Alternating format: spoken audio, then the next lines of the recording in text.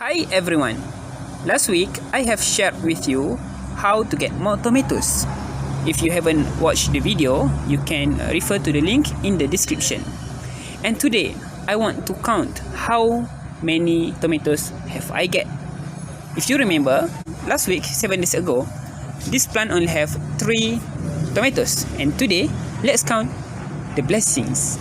We have 1, 2, yeah, there 2, 3, 4, 5, 6, very small there, 6, 7, 8, 9, 10, 11, 12, 13, 14, 15, 16, 17. I think that's all, 17. Now we have 17 from 3 tomatoes. Just by doing simple step, refer back to the video and see what is the simple step. And we have 17 tomatoes. So do assisted pollination to get more tomatoes. One more thing I want to share with you. This is water sprout. You have to cut it. You have to do maintenance, just like you have to sweep your floor every week or every day. These are all leaves. Cut them down. Yeah. You can cut until here. Yeah. These leaves will just take the nutrient and they don't give anything more to the plant.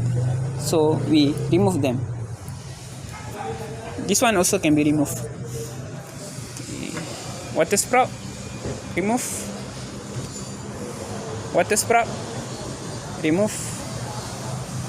If I don't remove it, it will grow to bigger branch, and they will take the nutrients for growing, not for fruiting. Okay?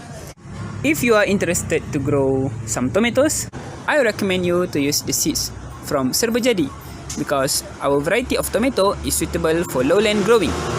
And you can get more than 50 fruits per plant. And the size of each fruit will be about this size. That's all. If you like our video, please like and share with your friends. Thank you.